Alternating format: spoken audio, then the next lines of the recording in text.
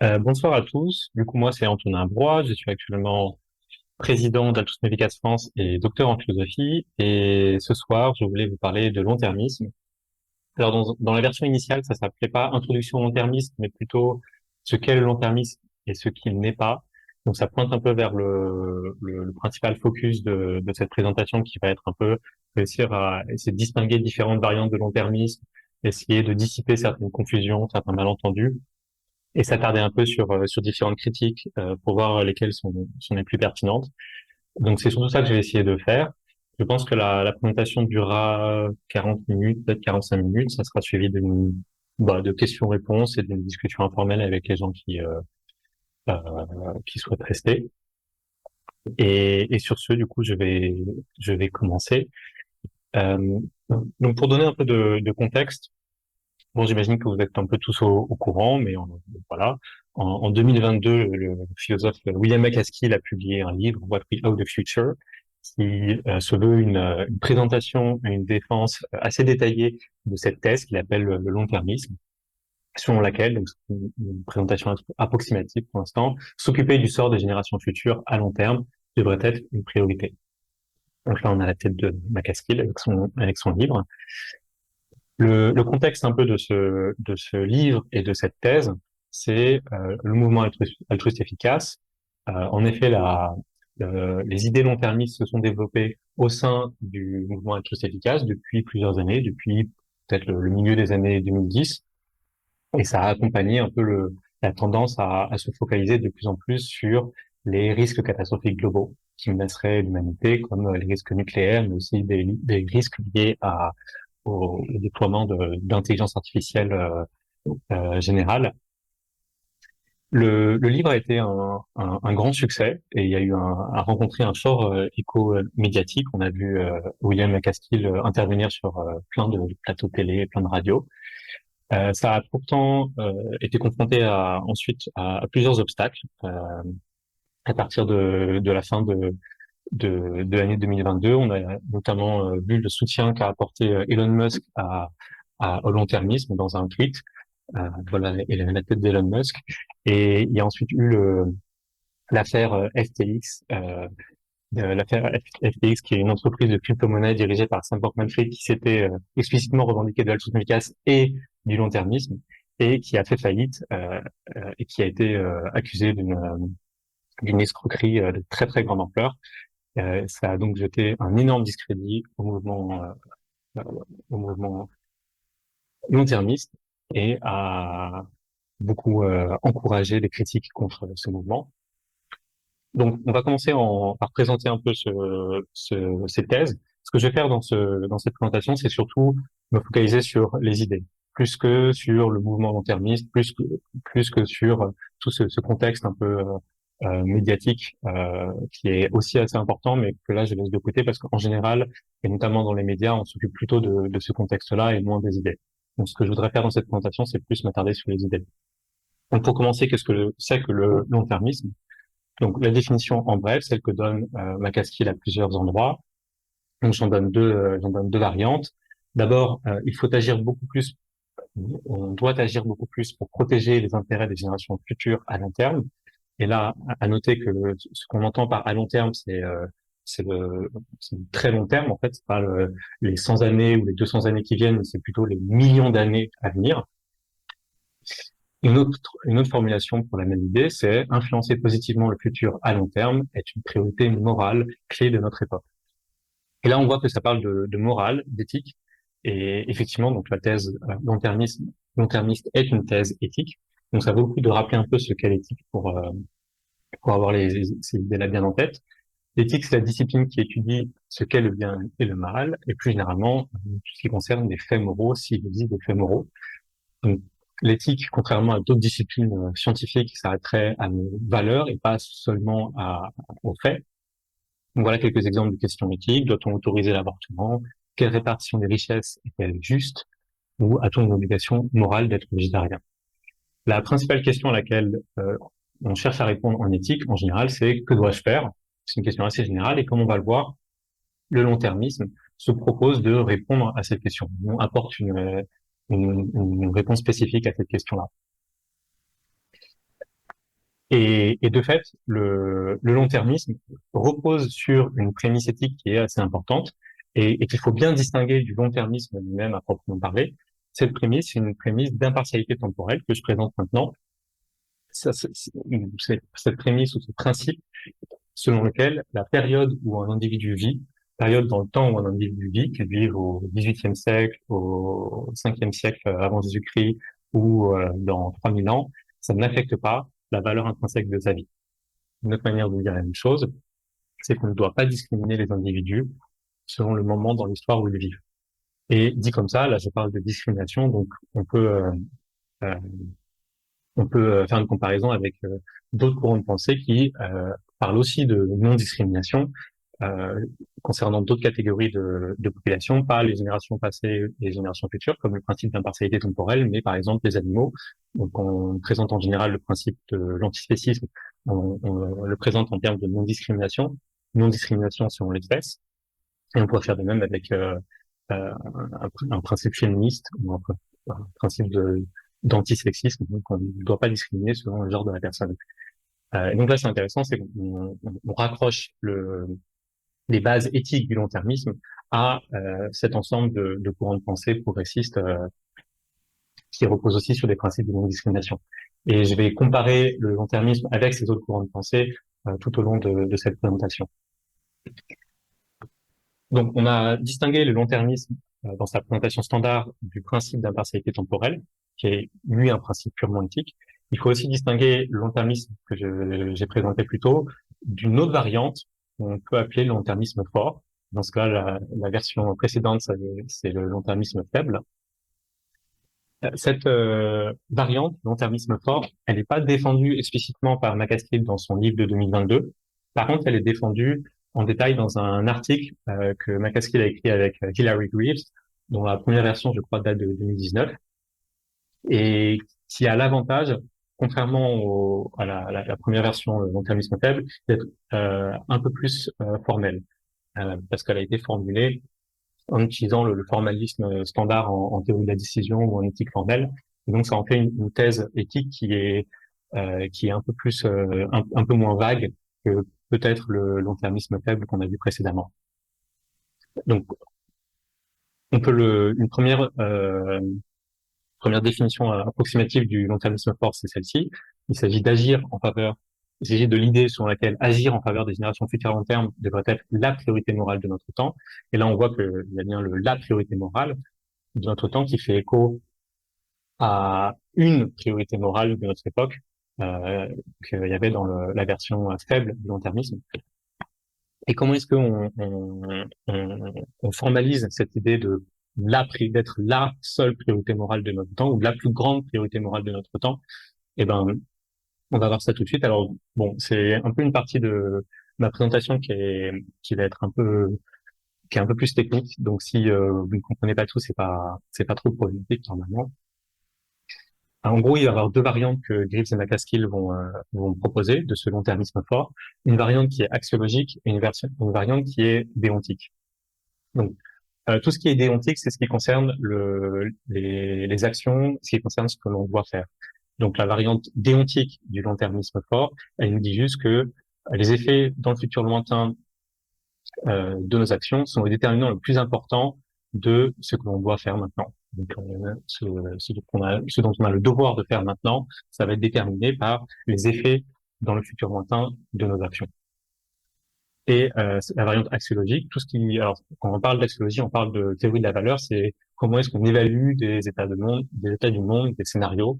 Par exemple, si on compare des scénarios futurs, un scénario, je sais pas, d'extinction de l'humanité avec un scénario où l'humanité, le scénario optimal où tout le monde est heureux pour l'éternité. A priori, le deuxième scénario est meilleur, il a une plus grande valeur que le premier scénario. Donc, on fait une comparaison en termes axiologiques, en termes de valeur. Euh, et donc, selon le long-termisme fort axiologique, les effets dans le futur lointain sont les déterminants les plus importants de la valeur de nos options. Et ce qu'on entend par option ici, c'est simplement action. Donc, pour rappeler donc le cadre un peu formel dans lequel Greaves et McCaskill opèrent ici, on parle d'un agent moral qui a différentes possibilités, qui a différentes actions qu'il peut accomplir. Donc très concrètement, ça peut être un choix de carrière, ça peut être aussi un choix de à qui donner de l'argent, donc ça peut être n'importe quel choix. Il y a plusieurs actions devant lui ou plusieurs options. Et à chacune de ces options ou à chacune de ces actions est associé un ensemble de conséquences, de résultats ou ce qu'on peut aussi appeler des sortes de scénarios sur ce qui va se passer, sur ce qui découle de cette action. Et l'individu est dans une situation d'incertitude sur les conséquences réelles de son action. Donc à chaque scénario associé à son action va être associé une probabilité, qui est une probabilité subjective, c'est que peut-être que si je décide là de passer le restant de ma vie à travailler en, en philosophie, et ben je pense qu'il y a peut-être une probabilité de 20% que j'arrive à, je sais pas, publier un livre qui va avoir un très fort écho médiatique, par exemple. Ça serait un résultat, donc un scénario possible auquel j'associe une probabilité. Ok. Du coup, tout ça pour dire on peut, à partir de là, proposer une définition qui est un peu technique du long-termisme axiologique fort, et c'est la définition que propose Grivet McCaskill, c'est celle qui fait un peu référence, celle que dans le monde académique en philosophie, on va ensuite étudier. Et elle nous dit ça. Dans les situations de décision les plus importantes auxquelles sont confrontés les agents aujourd'hui, toute option qui est, alors là c'est ma traduction, parmi les meilleures globalement, je traduis near best overall, euh, est parmi les meilleures pour le futur lointain. Et, et deux, toute option qui est parmi les meilleures globalement confère des bénéfices beaucoup plus grands au futur lointain qu'au futur proche. Donc ça, c'est une formulation un peu technique qui permet de capturer cette idée selon laquelle ce sont les effets de nos actions à long terme sur les populations qui vont exister dans le futur très lointain qui déterminent ce qu'on doit faire aujourd'hui. Du coup, avec tout ça en tête, et encore une fois, c'est pas trop grave si vous n'avez pas compris tous les détails de formulation de ces tests qui sont assez précises et pas faciles à comprendre. Mais ce qu'il faut retenir, c'est surtout que j'ai essayé de distinguer trois différentes grandes idées: le long-termisme faible, le long-termisme fort et le principe d'impartialité temporelle. Et avec ça en tête, on peut s'attarder maintenant sur la manière dont on peut discuter de ces idées-là, dont on peut les défendre ou les attaquer. Donc, pour commencer, on peut voir tous les arguments qui existent en faveur du long-termisme, que ce soit dans sa version faible ou forte. En fait, c'est à peu près les mêmes arguments qu'on essaie de, de rendre plus ou moins extrêmes selon la version qu'on essaie de défendre.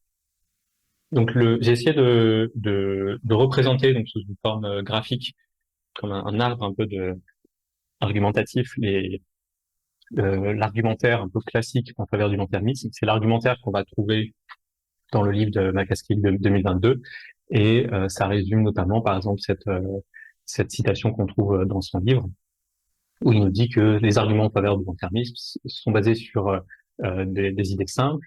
Euh, D'abord considérer de manière impartiale les personnes qui vivent dans le futur doivent compter tout autant, moralement parlant, que la génération présente. Donc c'est le principe qu'on retrouve ici, c'est le principe d'impartialité temporelle que j'ai déjà mentionné. Qu'il pourrait y avoir un très grand nombre de personnes vivant dans le futur. Donc ça, c'est ici. Que leur vie pourrait être extraordinairement bonne ou extraordinairement mauvaise. Donc c'est à peu près capturé par cette prémisse-là. Et enfin que on peut réellement faire une différence sur la vie humaine, sur le monde dans lequel ils habitent. Donc, pour récapituler, là, on a le long-termisme qui découle de l'idée très proche selon laquelle le sort des générations futures devrait peser grandement sur nos décisions présentes. Ce qui va justifier cette idée-là, ce sont deux arguments mis ensemble. D'un côté, l'idée selon laquelle la valeur attendue du futur est astronomique par rapport à celle du présent. Ce que j'entends là par astronomique, c'est juste extrêmement élevé. Et je parle de valeur, mais je dis pas si elle est positive ou négative. Ça veut dire que on peut avoir en tête des scénarios très positifs où il y a énormément de personnes qui vont avoir une vie très très très très bonne. On peut aussi avoir en tête des scénarios où il va y avoir énormément de gens ou d'animaux qui vont avoir une vie très très mauvaise, qui ne vaut pas la peine d'être vécue. Dans ce cas-là, on aurait des scénarios qui atteignent une valeur négative très élevée. Je parle aussi de valeur attendue. Donc là, je traduis le expected, donc valeur espérée. C'est, ça reflète bien le fait que là, ce dont on parle, c'est de nos croyances à nous. On essaye d'anticiper ce qui va se passer dans le futur, de faire des prédictions, des prévisions, et on prévoit que la valeur du futur sera astronomique. Là, on ne parle pas du scénario qui va réellement se produire. Celui-là, on le connaît pas. On parle toujours d'un point de vue subjectif. Ok. L'autre argument qui vient ensuite soutenir l'idée des cœurs, c'est l'idée selon laquelle on peut influencer le sort de ces générations futures à long terme. Et ensuite, pour justifier ces deux prémices-là, donc pour revenir sur celle-ci, la valeur attendue du futur est astronomique. Pourquoi? Eh ben, d'abord, on s'attend à ce que, en moyenne, donc en espérance plutôt, en espérance, le nombre d'individus futurs va être très très très élevé. Pourquoi? Eh bien, parce que là, typiquement, ce sont les arguments de regardez, l'humanité en est encore à ses débuts en tant qu'espèce. Si elle, si l'humanité en tant qu'espèce vit encore, je sais pas, 1 million d'années comme la plupart des autres espèces, alors on s'attend à ce que X autres milliards d'individus humains vivent dans le futur. D'autres arguments, c'est ces arguments qui regardent un peu les possibilités effectives qu'on a à l'heure actuelle. On voit l'évolution de la population, aussi les possibilités éventuelles de conquête spatiale qu'il pourrait avoir dans le futur, qui pourraient encore augmenter le nombre d'individus.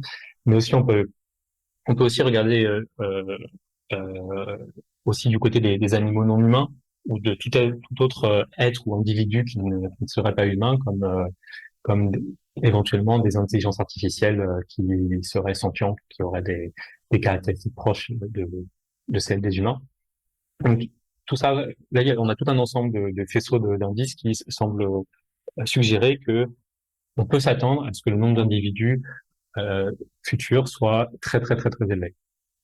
Et à côté de ça, le principe qu'on a déjà mentionné tout à l'heure, qui est le principe d'impartialité temporelle, selon lequel la période pendant laquelle un individu vit n'affecte pas la valeur intrinsèque de sa vie. Donc ça veut dire qu'il faut prendre autant au sérieux la vie de ces gens qui vont vivre dans le futur, et ils sont beaucoup, beaucoup, beaucoup, que la vie des gens qui vivent actuellement ou celles qui ont vécu dans le passé. Ok. Et de l'autre côté de l'arbre, pour justifier l'idée sur laquelle on peut influencer le sort des générations futures à long terme, alors là, là c'est un peu moins, là c'est un peu moins clair l'argumentaire. Il y a voilà, plusieurs arguments que j'ai pas tous reproduits.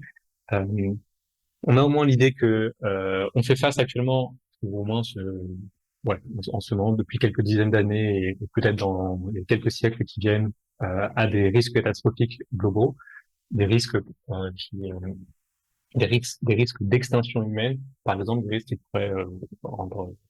pourraient euh, anéantir complètement l'humanité, comme par exemple des risques liés à des guerres nucléaires, ou comme c'est un des principaux risques que McCaskill évoque dans son livre, les risques liés à des intelligences artificielles générales.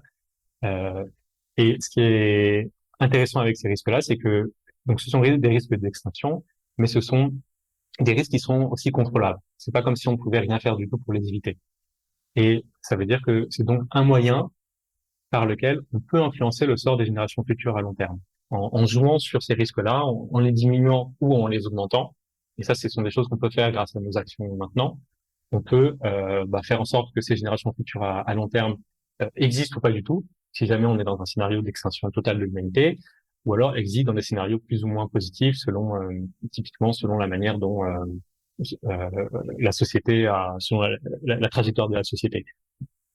Par exemple, si on a une intelligence générale, artificielle générale, prend le contrôle de l'ensemble de la société et impose une dictature totalitaire qui nuirait à l'ensemble des êtres humains, ça c'est pas forcément un risque d'extinction pour l'humanité. Il pourrait encore avoir des individus humains ou autres dans le futur, mais par contre, euh, c'est un très grand risque pour le bien-être de ces générations futures. Et donc là aussi, en jouant sur, en jouant sur ce qui va se passer dans les dizaines d'années à venir sur l'avènement de ce genre d'intelligence artificielle, on pourrait éventuellement euh, influencer le sort d'un grand nombre de générations futures à venir.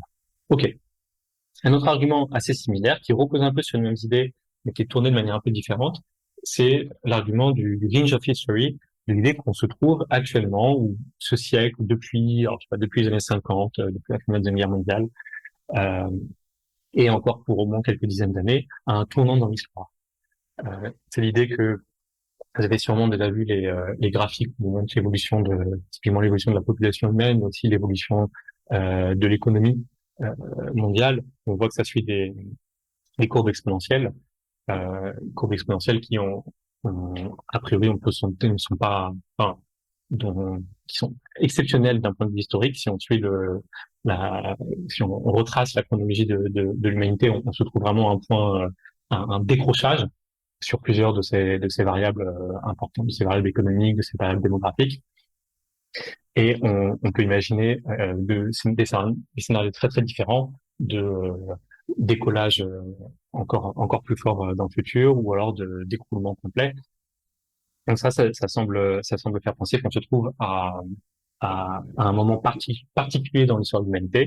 On a des opportunités qui nous sont données, qui sont assez différentes et qui sont bien plus cruciales, bien plus impactantes que celles qu'avait quelqu'un vivant au Xe siècle, par exemple. Et bien sûr, donc c'est un argument en faveur de l'idée qu'on se trouve à un tournant de l'histoire, de regarder un peu ces graphiques qui montrent un peu l'histoire de l'humanité. Un autre argument, ça serait de dire que on a de bonnes raisons de penser que, de nouveau, à partir du moment où il va y avoir une intelligence artificielle générale, tout va changer. Et puisqu'on s'est su à quelques années ou dizaines d'années avant l'avènement d'une telle intelligence artificielle générale, on est à un moment charnière dans l'histoire de l'humanité. Okay.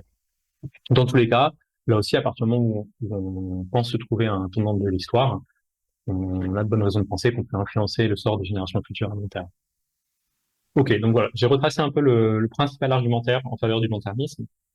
Je vais maintenant m'attarder plus sur les différentes critiques, celles qui sont voilà plus ou moins bonnes. Mais avant de les passer en revue, j'aimerais clarifier un peu deux, trois trucs sur ce que c'est qu'une critique du long-termisme, parce qu'en fait, il y a plusieurs choses qu'on peut vouloir critiquer dans le long-termisme. Bon, bah d'abord, j'ai formulé le long-termisme sous la forme de plusieurs claims, de plusieurs affirmations. On peut déjà se poser la question, est-ce qu'on est d'accord ou pas avec ces affirmations? Est-ce qu'on pense que ces affirmations sont vraies ou pas? Donc, c'est le premier critère sur lequel on peut juger le long-termisme, c'est le critère de la vérité. Est-ce que la thèse long-termiste est vraie? Mais on peut aussi juger d'autres choses, par exemple, les rapprochements idéologiques possibles qu'on peut faire entre le long-termisme et d'autres idéologies ou d'autres idées. Et on peut se poser des questions comme est-ce que le long-termisme peut servir à justifier de mauvaises idées ou des idées qui seraient meurtrières ou vraiment pas bien du tout. On va avoir des arguments qui peuvent être compris comme euh, comme ciblant un peu les rapprochements idéologiques entre le long-termisme et d'autres idées mauvaises. Et enfin, on peut aussi évaluer les conséquences sociales de long-termisme en termes d'idées, en termes de mèmes qu'on peut propager ou pas dans la société. Est-ce que ça vaut le coup? Est-ce que le long-termisme, c'est une idée qui est bonne à promouvoir? Et bien sûr, là, je me focalise sur l'idée long-termisme, mais si on observe un peu les différents articles qui sont parus sur le long-termisme, en général, ça s'opposait, en général, ça s'oppose plutôt, c'est assez critique, au long-termisme comme mouvement social plutôt que comme idée. Donc c'est souvent des critiques qui se focalisent par exemple sur les liens entre le long-termisme et les milliardaires de la Silicon Valley avec Elon Musk en fait, mais aussi Sam Bankman-Fried, etc. Donc là il y a tout plein de critiques assez intéressantes sur lesquelles je vais pas trop m'attarder, pour plutôt me focaliser de nouveau sur le long-termisme en tant qu'idée. Et je vais commencer avec euh, avec une des critiques qui est sans doute une des plus qu'on retrouve le plus souvent. Est-ce que le long-termisme peut-il sacrifier les générations présentes? J'ai j'ai sectionné quelques passages où était développée cette critique. Là, par exemple, c'est un article d'Arrêt sur Image publié l'année dernière Alors, ah bon, avec des choses pas tout à fait vraies, ça nous dit que William McCaskill, désormais partisan avec la philosophe d'Oxford Hilary Greaves, d'une ligne dure du long-termisme, c'est dire, affirme qu'il faudrait carrément cesser toute donation à des projets philanthropiques visant à améliorer les conditions de vie des plus pauvres, perçus comme des entreprises court-termistes. En bref, sacrifier le présent pour assurer l'avenir. Surtout si ce sont les autres qui trinquent. Bon, là, c'est pas vraiment exact parce que, de fait, McCaskill s'est dissocié de l'idée du long terme, s'est dissocié du long-termisme fort, qui défend effectivement dans cet article, dans l'article que j'ai présenté, lui, ce qu'il souhaite défendre, McCaskill, et ce qu'il défend effectivement dans son livre de 2022, c'est simplement le long-termisme faible. Enfin bon, c'est qu'un détail. Mais on retrouve bien l'idée et l'accusation sur laquelle le long-termisme sacrifierait le présent pour assurer l'avenir. On retrouve à peu près la même chose dans cet article du New Statesman de novembre 2022, où on pose la question, est-ce que euh, si c'est le cas, est-ce qu'il faut diriger nos ressources limitées, par exemple, pour améliorer les vies des 8 milliards de personnes en vie actuellement, ou les laisser souffrir pour maximiser nos chances d'éviter des risques existentiels qui préviendraient des trillions de personnes, d'individus futurs d'exister. Pour les long-termistes et leurs billionnaires, leurs bénéfacteurs milliardaires, la réponse est évidente. Et si on traîne un peu sur Twitter, là aussi, on a des raccourcis de ce genre-là assez rapidement. Ça parle de long-termisme, un courant idéologique qui suggère que pour préserver des milliards de vies humaines années, il vaut peut-être mieux sacrifier 99% de l'humanité présente. Bon, là aussi, c'est des formations assez flagrantes. Mais là, je me focalise plutôt voilà, sur cette critique sur laquelle le long-termisme pourrait nous mener à sacrifier les générations présentes. Quelle réponse on peut apporter à cette critique-là? Je pense qu'il y a deux réponses au moins à apporter, selon la façon dont on comprend ce terme de sacrifier qui est un peu ambigu en fait. Une première manière de le comprendre, c'est juste en fait par sacrifier, on entend déprioriser. C'est-à-dire penser que voilà, avant on pensait que la priorité la plus élevée était d'aider des générations présentes, des personnes, des individus au sein des générations présentes. À présent, avec les idées long-term en tête, on pense qu'il vaut mieux la plus haute priorité et de se focaliser sur des générations futures. Si c'est comme ça qu'on entend sacrifier, alors effectivement, c'est une implication directe et assez triviale du long-termisme que ça nous mène à sacrifier les générations présentes, en effet. Mais c'est un peu bizarre de le présenter comme ça, c'est un peu bizarre d'utiliser le terme sacrifier, et surtout, ça manque un peu le coche parce que le long-termisme, à la base, donc, comme j'ai dit, ça se base sur une idée éthique sur un principe éthique de non-discrimination. Ça met donc en évidence des populations, des générations futures, dont les intérêts ont été injustement négligés. Donc les prendre en compte en les priorisant, en les repriorisant, c'est une question de justice sociale. Donc ce que fait le long-termisme dans cette optique-là, c'est juste simplement d'arrêter de surprioriser certaines populations. C'est en fait de retirer les privilèges qu'ont reçu de manière injuste certaines populations. Euh, et en ce sens-là, le long-termisme, ça amène à déprioriser les générations présentes, exactement de la même manière que le féminisme ou l'animalisme amènerait à déprioriser les hommes ou les humains. Et on voit bien que cette accusation, quand elle est faite contre le féminisme ou l'animalisme, elle est beaucoup moins pertinente, elle est beaucoup moins pertinente, parce qu'il s'agit de redresser une injustice première. En fait, les gens qui font cette accusation, on a l'impression qu'ils sont pas d'accord avec le principe d'impartialité temporelle. Et c'est possible, mais dans ce cas, c'est plus intéressant de directement cibler ce principe-là, plutôt que de lancer cette accusation de sacrifier les générations présentes. La deuxième façon de comprendre ce terme de sacrifier, là, c'est plus actif. C'est pas juste déprioriser, c'est nuire activement aux générations présentes. Quelque chose comme en fait c'est l'idée que voilà on aurait parmi les actions qu'on peut entreprendre actuellement, on aurait des actions qui de fait diminuent le bien-être des générations de certains individus des générations présentes en vue d'eux ou pour augmenter celui de générations futures. Et là-dessus, en fait, le long-termisme ne dit rien du tout. Donc, le long-termisme ne me dit pas si il faudrait faire ce genre de sacrifice ou pas. On peut adhérer au long-termisme en pensant que oui, oui, si jamais il fallait sacrifier les générations présentes pour sauver ou pour améliorer le bien-être des générations futures, il le ferait. Et on peut aussi adhérer au long-termisme en pensant que non, non, non, c'est pas du tout acceptable. Il ne faut jamais sacrifier quiconque. Ça, c'est une position qui est complètement compatible avec le long-termisme. En fait, cette idée de sacrifier, on voit bien que c'est une idée qui est beaucoup plus générale. Donc, c'est le dilemme classique qu'on trouve en éthique. Euh, de est-ce que la fin justifie les moyens, euh, un dilemme qui est souvent présenté comme une objection à l'utilitarisme, qui est une théorie éthique, mais en fait, il y a plein d'autres courants de pensée, ne serait-ce que l'écologie, qui sont en fait confrontés un peu au même dilemme, notamment quand il s'agit de devoir choisir, est-ce que je suis prêt est-ce que j'adhère à un principe de non-violence ou alors est-ce que je suis prêt à nuire à certains individus euh, euh, en vue de faire advenir un bon résultat, en vue de sauver la planète, en vue de préserver les intérêts, défendre les femmes, des choses comme ça. Donc, en fait, c'est pas du tout là cette critique-là, elle n'est pas du tout propre au long-termisme. Il y a pas vraiment de il y a pas vraiment de spécificité du long-termisme par rapport à ça, et c'est pour ça que c'est pas particulièrement convaincant. Et de fait, euh, dans la plupart en fait, dans toutes les actions qui sont, qui sont prometteuses selon une perspective long-termiste, donc qui sont prometteuses pour les générations futures à long terme, ces actions-là sont souvent aussi intéressantes pour les générations présentes.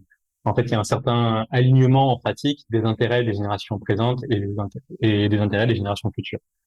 Typiquement, si on cherche à éviter des risques existentiels, ce sont des risques existentiels qui, bien sûr, donc, vont nuire énormément aux générations futures, mais vont aussi évidemment nuire aux générations présentes qui vont être finalement les premières affectées. Donc, comme il y a un certain alignement entre les intérêts des générations présentes et des générations futures, l'idée que le long-termisme nous mènerait à sacrifier les générations présentes pour sauver les générations futures, ça tient moyennement la route. Alors, c'est vrai qu'il y a quand même une spécificité du long-termisme par rapport à d'autres courants de pensée, qui est que assez explicitement dans le principal argumentaire en sa faveur, on joue sur l'idée que la population négligée en question, elle a une taille énorme. C'est un argument en fait de genre on est écrasé par la taille de ces gens-là dont on a ignoré les intérêts jusqu'à maintenant et qu'il faut du coup à présent absolument prendre en compte. Ça veut dire qu'effectivement, peut-être pour le long-termisme, davantage que pour d'autres idées comme l'antispécisme, la tentation peut être un peu plus grande de faire fi des autres considérations morales, comme par exemple le devoir de ne pas nuire intentionnellement à une partie de la population. On pourrait se débarrasser un peu de ces autres considérations morales qui nous empêchent de préserver les intérêts de cette énorme population dont les intérêts sont négligés. Donc là, il y a effectivement une petite asymétrie entre le long-termisme et d'autres courants de pensée. Mais si on revient sur la catégorie des critiques que j'avais proposées, il s'agirait en fait plutôt du coup de dire, de cibler les rapprochements idéologiques qu'il peut y avoir entre le long-termisme et la tendance à raisonner en termes de la fin justifie les moyens. Plus que, c'est pas vraiment une critique qui s'attaque à la vérité de la thèse long-termiste. Mais c'est assez intéressant en ce sens-là. Ok.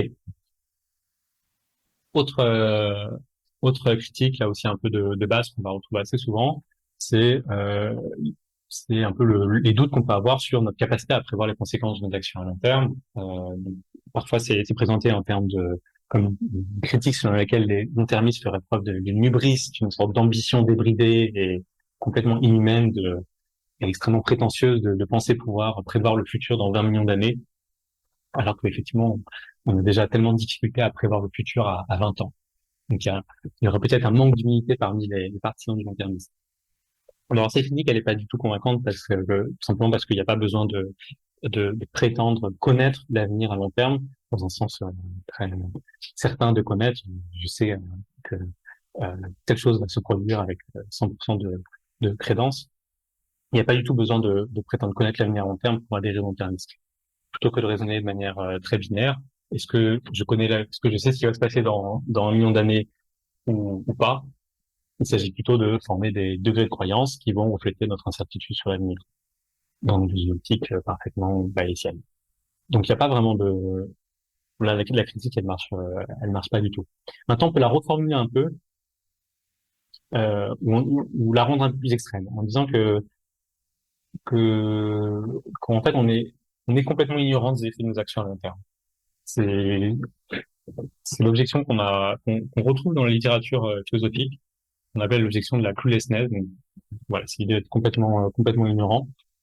Ça a été proposé notamment euh, discuté par James Lenman dans le début des années 2000 dans un article où il disait que que c'était un problème fondamental en éthique, que la plupart des actions qu'on fait dans la vie de tous les jours ont des répercussions gigantesques sur le long terme, notamment en changeant l'identité des gens qui vont exister dans le futur, parce que il suffit je sais pas, de retarder de 5 minutes euh, je sais pas, d'être retardé de 5 minutes dans les embouteillages dans la voiture pour que le soir même, ce soit pas le même spermatozoïde qui féconde l'ovule et que ce soit du coup une personne différente qui soit qui naisse et qui soit notre enfant. Donc on peut facilement changer l'identité des gens qui vont naître dans le futur. Donc en fait, le moindre chose qu'on fait dans notre vie quotidienne a des répercussions gigantesques à long terme. On peut changer l'identité d'énormes franges de la société et peut-être dans 200 ans, le simple fait de s'être levé à 9 heures plutôt qu'à 9h30, ça va changer l'identité de l'ensemble des gens qui existent sur Terre.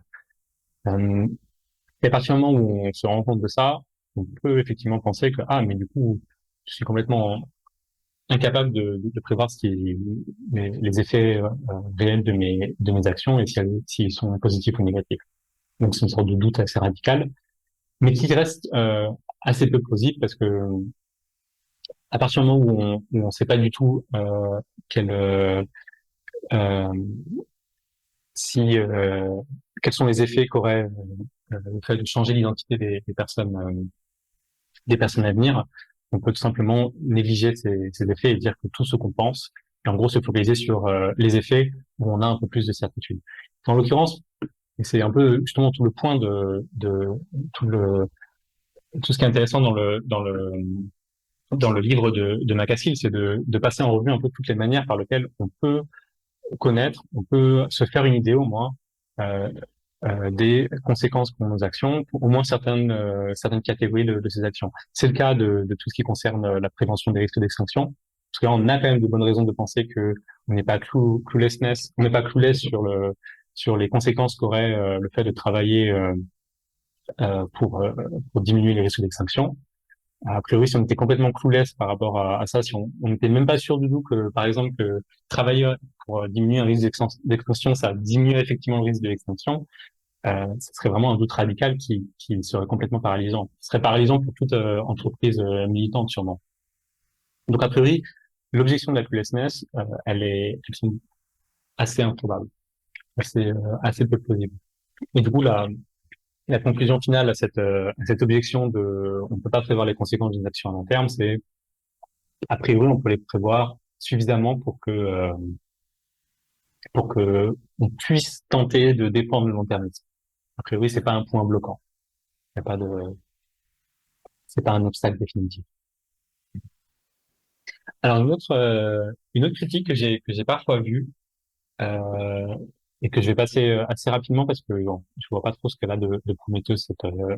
J'ai du mal à la présenter de manière charitable. C'est l'idée sur laquelle le long-termisme serait antidémocratique. Alors on le retrouve par exemple dans cet article-là euh, où il est dit que le long-termisme ne répond pas à la question de comment incorporer la diversité des préférences humaines et des visions du futur. Donc ça fait partie de plusieurs textes où je retrouve un peu ce même genre de critique. Et en fait, c'est une critique qui se défend tout à fait quand elle est adressée à certains aspects du mouvement long-termiste, à savoir effectivement le fait que les nombreux, voilà, l'ampleur des financements que certaines initiatives long-termistes ont reçus de la part de milliardaires, ça effectivement on peut le critiquer.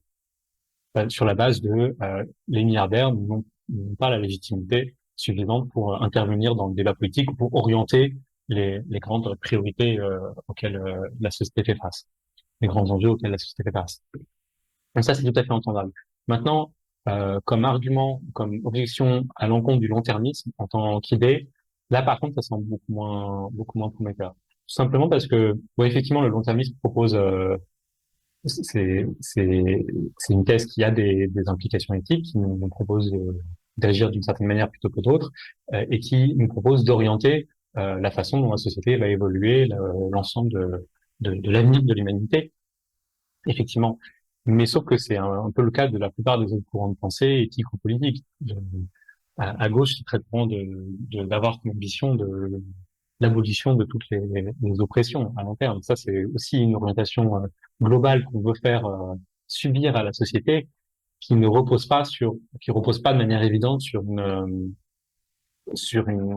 prise de décision démocratique. Donc, c'est pour ça que on peut effectivement faire cette objection contre le long-termisme, mais on peut la faire contre à peu près n'importe quel mouvement militant, j'ai l'impression. Donc, ça perd beaucoup de sa spécificité. Et c'est pour ça que je trouve, enfin, il faudrait vraiment que j'en entende un peu plus pour juger la critique convaincante. Alors, j'aborde maintenant des critiques un peu plus techniques. Donc là aussi, c'est normal. Si vous n'avez pas été, si vous n'êtes pas déjà familière avec ce genre de raisonnement, ce genre d'idée, c'est tout à fait normal que vous soyez un petit peu perdu. Mais ça va aller vite. On trouve son idée sur laquelle le long-termisme, ça reposerait sur une conception totale, totaliste, ou un utilitarisme total, euh, qui est une position d'éthique des populations. Et ça serait une critique, parce que cette conception totaliste serait douteuse.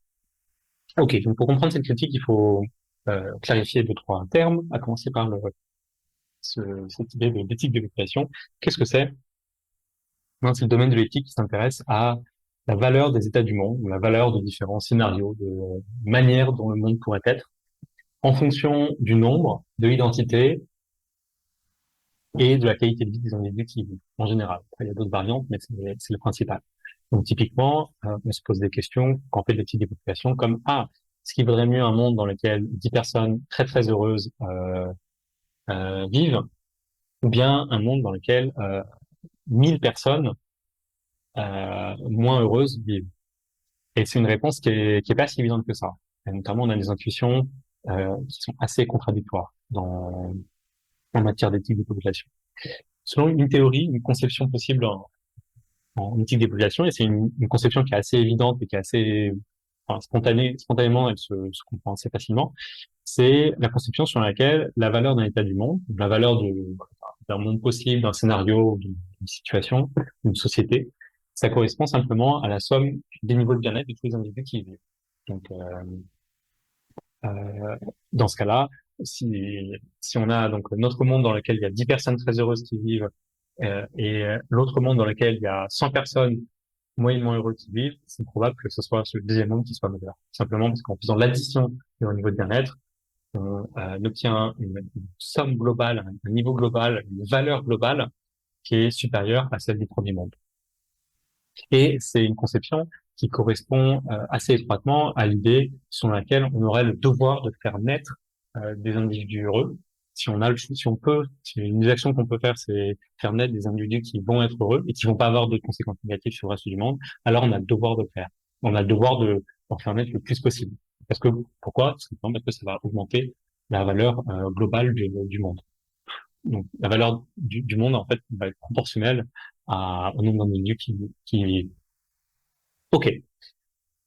Du coup, on voit que c'est des idées qui sont assez proches un peu du genre d'argument auquel fait appel McCaskill et qui fait partie un peu de l'argumentaire classique en faveur du long-termisme. Mais c'est pas si évident que ça, le lien. Donc, la critique là qui est faite, ce serait l'idée que les long-termistes seraient focalisés sur la perspective de faire advenir des scénarios pour le futur où il y a un nombre gigantesque d'individus qui vont exister. Typiquement, ce genre de scénario-là, c'est des scénarios qui impliquent une conquête spatiale où l'humanité va s'étendre, possède de plus en plus de ressources, peut faire l'humanité ou alors des postes humains ou alors des intelligences artificielles ou n'importe quel autre individu Mais l'idée, c'est que dans de tels scénarios, il pourrait avoir une population qui est gigantesque. Et si on a une population gigantesque qui est heureuse, et même si elle n'est pas si heureuse que ça, en gros, on obtient des scénarios qui ont une valeur globale énorme et pour lesquels on a de très bonnes raisons d'essayer de faire advenir. Si on adhère à la conception totaliste en type de population. Et donc la question qui est posée là, c'est dans quelle mesure est-ce que le long-termisme repose sur une telle conception? Sachant que c'est effectivement la conception ou en tout cas une variante de la conception que défend McCaskey lui-même dans le livre. Donc, donc ça se comprend qu'on puisse euh, adresser cette objection. Suspense. Et ben en fait, non. Disons la réponse elle est un peu subtile, mais a priori non. Le long-termisme ça repose pas sur une conception totaliste sur une des populations,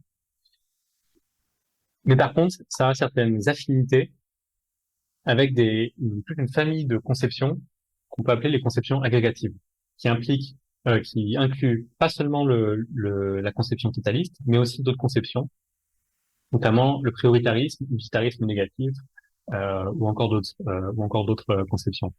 Pour dire quelques mots sur chacune de ces deux conceptions. Donc, prioritarisme, c'est l'idée que on a les mêmes procédures que dans la conception totaliste. On va faire l'addition de les,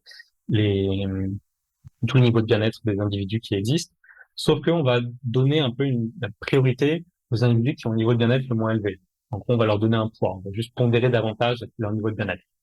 Et ça veut rendre compte de notre intuition sur laquelle, en fait, on devrait se focaliser davantage sur les gens qui sont le moins mal lotis, le plus mal lotis plutôt. Et l'utilitarisme négatif, quant à lui, c'est une conception qui en fait se focalise uniquement sur le bien-être négatif, le niveau de bien-être négatif, en gros la souffrance. Euh, donc tout ce qui est plaisir et épanouissement, en fait, ça ne rentre pas en compte dans le calcul. Donc dans l'utilitarisme négatif, on fait l'addition en fait de l'ensemble des souffrances, simplement, qui existent dans le monde. Et si le but c'est de maximiser ça, en général, moins il y a personne dans le monde, plus l'utilitarisme négatif juge que ce monde est bien. Ces conceptions, elles ont en commun que la valeur d'un état du monde, elle est déterminée par la somme des niveaux de bien-être, mais qui ont été possiblement modifiés. Donc, comme on voit dans le prioritarisme, il y a une pondération qui a été attribuée aux états de bien-être les moins élevés, et dans le cas de l'utilitarisme négatif, on a pris en compte que la souffrance. Mais ce qu'ont en commun toutes ces conceptions-là, c'est que effectivement, la taille la valeur de l'état du monde va être à peu près proportionnelle à la quantité d'individus dans le monde. Proportionnelle dans le positif, dans le négatif. Dans le tarif négatif, plus on augmente la population, en rajoutant des gens qui ont des expériences négatives, plus on fait baisser la valeur d'une manière proportionnelle. Et effectivement, toutes ces conceptions-là, elles donnent beaucoup de poids, en fait, au scénario où il y a des populations gigantesques, euh, et au contraste qu'il y a entre ces scénarios-là et les scénarios où il y a une population très réduite, voire une population qui est nulle parce qu'il y a une extinction de l'humanité. Et euh, dans ce cas-là, si on peut augmenter la probabilité de passer du scénario à population réduite à un scénario à une population gigantesque, en supposant que cette population gigantesque elle soit heureuse, alors alors a priori le long-termisme va être va s'en suivre, va s'en suivre. Parce que une petite probabilité de faire passer de nous faire passer d'un scénario qui a une valeur très faible à un scénario avec une valeur gigantesque, c'est une possibilité qui, du coup va rendre notre action très très prometteuse en termes d'impact espéré. Ok. Maintenant, qu'en est-il quand on passe à d'autres conceptions, des conceptions qui justement ne sont pas agrégatives? Une des principales conceptions qui n'est pas agrégative, c'est l'utilitarisme de la moyenne, qui lui est assez spécial parce que ça ne prend pas du tout en compte la taille de la population. Tout on calcule la valeur d'un état du monde en prenant simplement la moyenne des niveaux de bien-être des individus qui existent. Ça veut dire que si je reprends le premier exemple que j'avais pris, un monde dans lequel il y a 10 individus très heureux, par rapport à un monde où il y a 100 individus moyennement heureux, ben cette fois-ci c'est le premier monde qui va être meilleur. On prend la moyenne et la moyenne, c'est très heureux. Donc, beaucoup de valeurs. Alors, la moyenne de 100 individus qui sont moyennement heureux, c'est moyennement de valeur. Euh, et que donc, qu'en est-il si on a ces conceptions d'utilitarisme de la moyenne comme éthique des populations, est-ce que l'argumentaire en faveur du long-termisme reste valable? Ben, les choses sont moins évidentes, clairement, mais a priori, il y a de bonnes raisons de penser que ça peut se tenir. Notamment, ça va dépendre en fait de à quel point il y a beaucoup de scénarios où la taille de la population est à peu près la même, mais la moyenne du bien-être des individus dans l'un et dans l'autre varie énormément. Et est-ce qu'on peut réussir par nos actions à l'heure actuelle à faire passer ou augmenter la probabilité qu'on passe d'un scénario que j'appelle le scénario bof, où les individus ont un niveau de bien-être assez faible, à un scénario top où les individus ont un niveau moyen de bien-être élevé. Et si c'est le cas, alors là, ça va dépendre un peu des détails, mais on peut assez rapidement se retrouver à adhérer au long-termisme. Ensuite, voilà, il y a plein d'autres conceptions en éthique des populations qui sont plus ou moins complexes, parce que c'est pas facile de réussir à être fidèle à toutes nos intuitions en la matière. Donc, ça va être un peu du cas par cas. Mais en tout cas, ma réponse courte à cette objection, c'est que non, ça repose pas sur une conception totaliste en éthique des populations, même si c'est effectivement, il y a des affinités. Et il vaut mieux un peu passer du temps à réfléchir à ce qu'on pense sur l'éthique des populations pour voir si on y trouve matière à justifier le long-termisme ou pas. Ok. Autre objection là aussi assez technique, mais ça fait partie des objections qui sont les plus étudiées en philosophie académique, qui sont parce que bah, elles sont assez elles sont à la fois plutôt assez convaincantes. On peut être convaincu par ces objections-là et elles sont pas évidentes en fait à analyser. Elles engagent des intuitions en la matière qui sont pas du tout, pas très tangibles et pas très claires. Et donc c'est là où c'est intéressant pour les philosophes de passer un peu de temps à essayer de disséquer ce genre d'objections, ce genre de principes sur lesquels elles s'appuient, etc. Donc cette objection c'est l'objection sur laquelle l'antamisme ça reposerait sur ce qu'on appelle dans la littérature académique un fanatisme des petites probabilités. Et l'idée c'est tout simplement euh, la question qu'on se pose, c'est est-ce qu'il est raisonnable d'entreprendre une action qui a une minuscule probabilité de succès, mais dont le succès aurait un impact positif astronomique. Et là, en fait, on peut imaginer une probabilité aussi minuscule que possible. Donc, ça peut être 1%, mais ça peut être aussi genre 0,001% de chance d'advenir ou 0,0000000 autant de zéros qu'on veut. Et ensuite, après, on peut ajuster l'impact, on peut le rendre de plus en plus astronomique, de plus en plus extraordinairement élevé. Et est-ce que pour n'importe quelle probabilité, aussi minuscule soit-elle, on peut trouver un niveau une valeur qu'aurait le résultat, qu'auraient les conséquences, qui soit telle que ça vaudrait le coup de, de parier, d'essayer de faire en sorte que cette probabilité minuscule se réalise. En gros, si on suit la théorie de la décision qui est un peu la plus standard, c'est la théorie de l'utilité espérée, la réponse c'est oui. Ça peut être raisonnable d'entreprendre une action qui a une probabilité de succès minuscule, mais qui aurait un impact positif astronomique. Typiquement, par exemple, imaginez que demain au loto, on a encore genre, une chance sur je sais pas, 2 ou 5 millions de gagner au loto. Mais cette fois-ci, on nous dit que au lieu de gagner, je sais pas, 10 millions d'euros, on gagne un montant qui est astronomique. Euh, a priori, la théorie de la décision standard, la théorie d'utilité espérée, nous dirait que oui, il peut avoir un montant, un lot qui aurait une telle valeur que ça vaudrait le coup de, de jouer au loto. Et, toute la question qui se pose, c'est est-ce que dans le long-termisme, on est un peu dans cette situation ou pas? Donc, dans le cas du long-termisme, les actions qui auraient une minuscule probabilité de succès, ce seraient des actions dont le succès, ça consisterait à faire advenir ces scénarios où il y a une population qui est extraordinairement élevée et qui, on l'espère aussi, extraordinairement heureuse. Donc, c'est les scénarios dont on parlait tout à l'heure. Or, on sait qu'a priori, ces scénarios-là, Bon, là, s'il fallait parier, je dirais, il n'y a pas plus de 1%, mais même peut-être plus, il n'y a pas plus de 0,001% de chance qu'ils adviennent.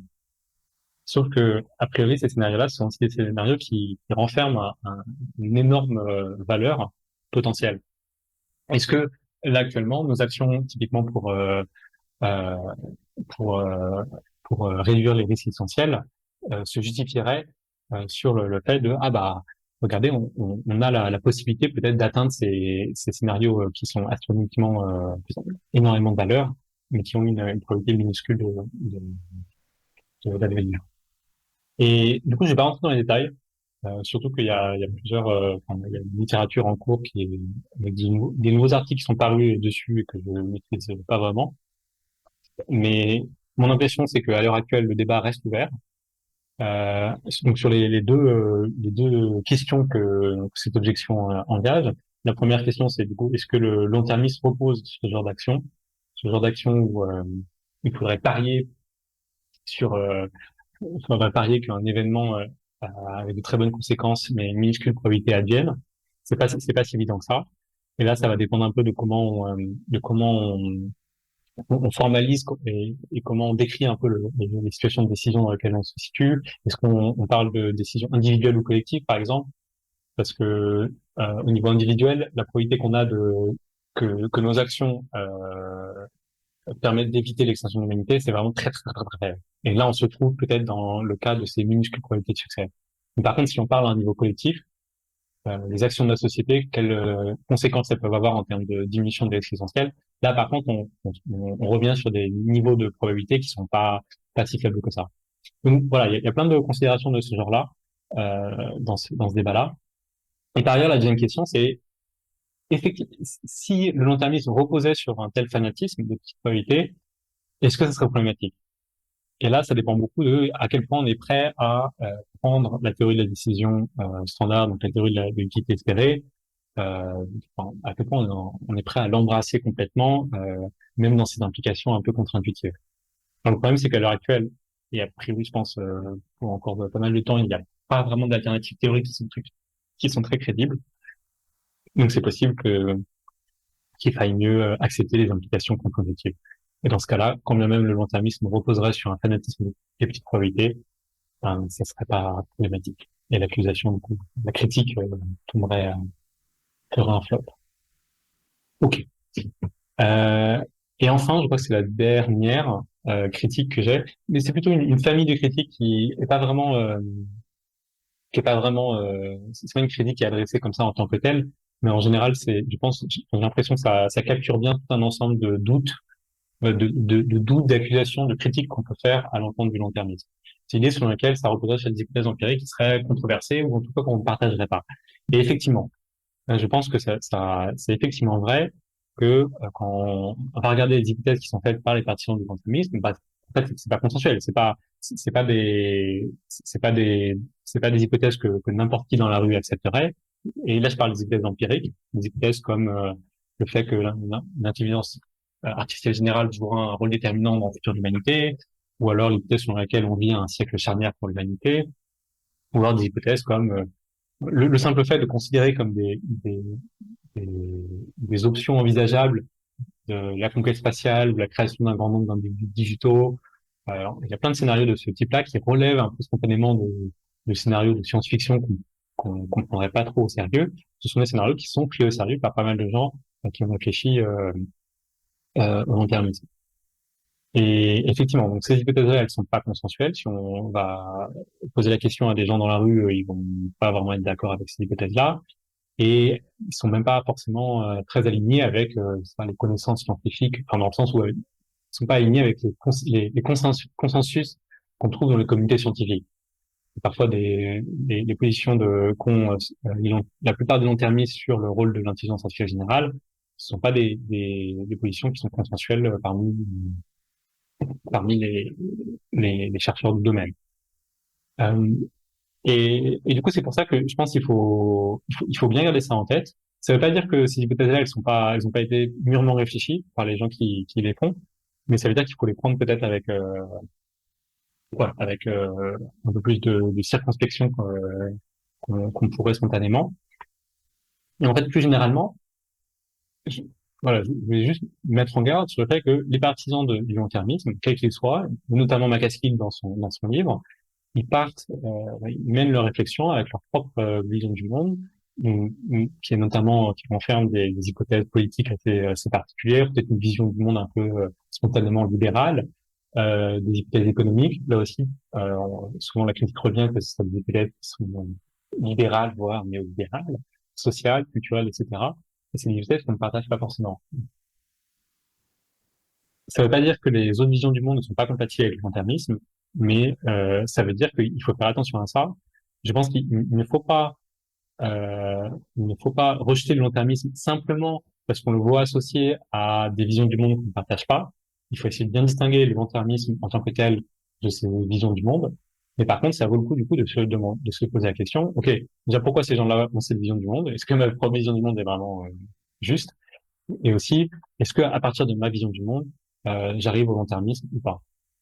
Et pour prendre un exemple, par exemple, donc euh, la plupart des gens donc dans le mouvement long-termisme ne pensent pas que le changement climatique pose des risques, pose de gros risques existentiels pour l'humanité. Ça, a priori, c'est une hypothèse qui n'est pas partagée par un grand nombre de gens, disons à gauche dans les mouvements écologistes, assez classiques. Pas mal de gens dans ces mouvements pensent que, bah, en fait, si, dans le siècle, le 21e siècle va être le siècle du changement climatique, va être peut-être un siècle où toute l'humanité va disparaître à cause du changement climatique, à cause du dérèglement climatique. Et on peut se demander, alors, voilà, on peut se poser la question, est-ce que c'est une vision qui est juste ou pas de la réalité? Mais ces personnes-là peuvent aussi se poser la question, est-ce que si j'ai ces genres d'hypothèses empiriques sur le monde, sur le changement climatique, est-ce que je devrais adhérer au long-termisme? Et a priori, moi, j'ai l'impression que si on fait ce genre d'hypothèse, je pense que oui, ce genre d'hypothèse, ça tend plutôt à mener au long terme. De manière, en fait, encore plus directe qu'avec la vision du monde qu'en général, ils vont prendre. Alors, c'est pas le cas de voilà, toutes les visions du monde. Il y a aussi, on trouve pas mal de gens aussi à gauche qui sont un peu plus, qui vont être fatalistes sur l'avenir de l'humanité. Il y a certaines visions fatalistes où en gros, qui semblent impliquer on ne peut pas, l'avenir est figé, on n'a pas vraiment de pouvoir d'action sur le futur de l'humanité à plus de siècles. De toute manière, tout le monde va mourir ou un truc comme ça.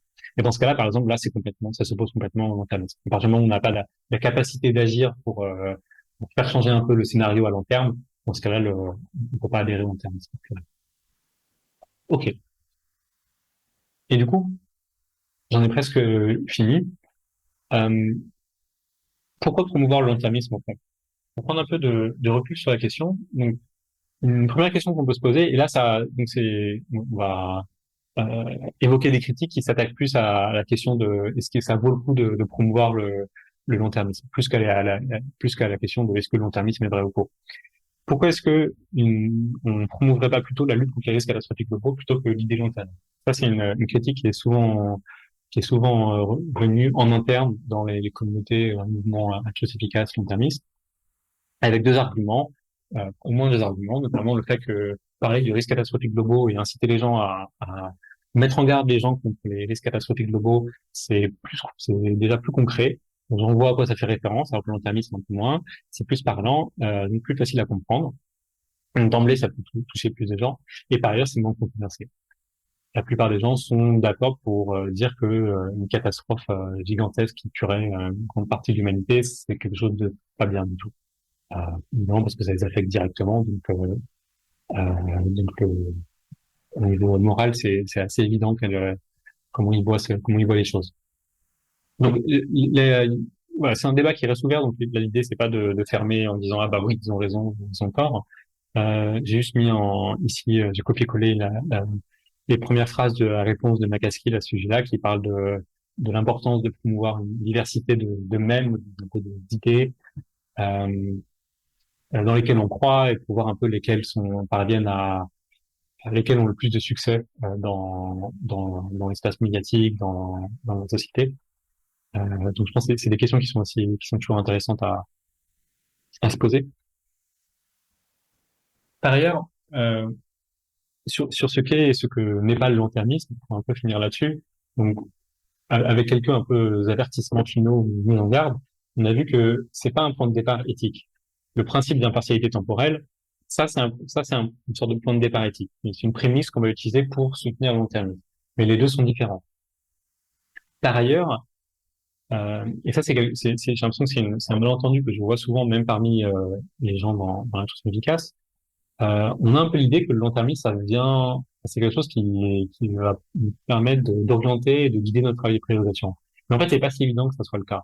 Pourquoi? Parce que l'adhésion au long-termisme, ça découle souvent d'un travail de priorisation préalable. Typiquement, dans l'argumentaire que fait McCaskill, en fait, il prend pour acquis déjà que les risques, travailler pour diminuer les risques essentiels, c'est extrêmement prioritaire. Et c'est sur la base de ça que on peut défendre le long-termisme. Le long-termisme apparaît comme une implication de ça, une implication de l'existence d'actions qui, comme le fait de diminuer les risques essentiels, qui ont une très grande influence à long terme. Donc, en d'autres termes, on n'est pas long-termiste, euh, on ne priorise pas les risques essentiels parce qu'on est long-termiste, mais on est long-termiste parce qu'on priorise les risques essentiels. Ça, c'est un truc assez important à bien comprendre. Long-termiste, ça apparaît plus comme une sorte d'étiquette qui va décrire notre vision du monde à un moment, mais qui est pas du tout notre point de départ. C'est plus une sorte de point d'arrivée. Mais c'est vrai qu'en pratique, l'étiquette long-termiste, ça sert aussi pas seulement à décrire les gens qui adhèrent aux thèses spécifiques que j'ai évoquées, mais ça sert aussi, j'ai l'impression, vous me direz ce que vous en pensez, à, à étiqueter les gens qui s'intéressent au long-termisme, donc qui s'intéressent aux idées qu'on a évoquées ici, et qui sont en général attentifs dans leur travail de priorisation aux actions qui pourraient avoir des effets positifs à très long terme. Donc il y a un peu ce espèce de focus dans c'est quoi les conséquences de telle ou telle action sur les milliers et millions d'années à venir.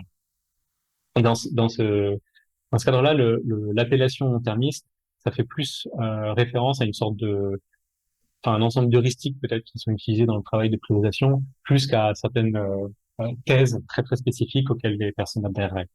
Bon, je sais pas trop ce que vous en pensez, on pourra en discuter. Et en guise de conclusion, euh, donc comme on l'a vu, la réflexion long-termiste s'appuie sur des prémices qui sont assez simples et plutôt séduisantes au premier abord, euh, mais qui suffisent pour arriver ensuite à des idées qui peuvent être assez déroutantes. J'ai essayé de montrer aussi que le long-termisme, ça prenait pas parti sur un grand nombre de questions qui sont aussi par ailleurs importantes. Des questions comme est-ce que j'ai le droit de sacrifier une partie de la population pour en sauver une autre? Est-ce que le raisonnement la fin justifie les moyens est valide? Le long-termisme ne prend pas parti là-dessus. Et a priori, c'est très bien comme ça. On ne demande pas au long-termisme d'être une sorte d'idéologie ou d'idée complètement euh, totale, complète, qui aurait ce mot à dire sur tous les aspects de la morale. C'est pas ça qu'on demande du long-termisme. Et du coup, de manière associée à ce que je viens de dire, on peut adhérer à différentes variantes du relativisme et on peut y adhérer en partant de différentes visions du monde, y compris de différentes théories éthiques. Alors, ça, j'ai pas trop mis l'accent là-dessus, mais on a vu aussi que on pouvait avoir différentes théories, par exemple une type de population, qui convergeaient quand même vers une position long-termiste. Et j'ai aussi mis là en guise un peu de conclusion et d'ouverture un extrait d'un article dans Vox de Sigal Samuel qui reprend une métaphore qu'avait fait Ajeya Cotra sur le fait de voir le long-termisme comme une sorte de train qui peut s'arrêter à plusieurs gares, plus ou moins, chaque gare correspondant à des positions plus ou moins contre-intuitives et plus ou moins extrêmes. Et on a un peu le choix de à quelle gare on veut s'arrêter. J'imagine que pas mal d'entre vous le- connaissent déjà cette métaphore, mais c'est assez intéressant. Et sur ce, j'en ai fini. Merci beaucoup pour votre attention. Et si vous avez des questions, n'hésitez pas.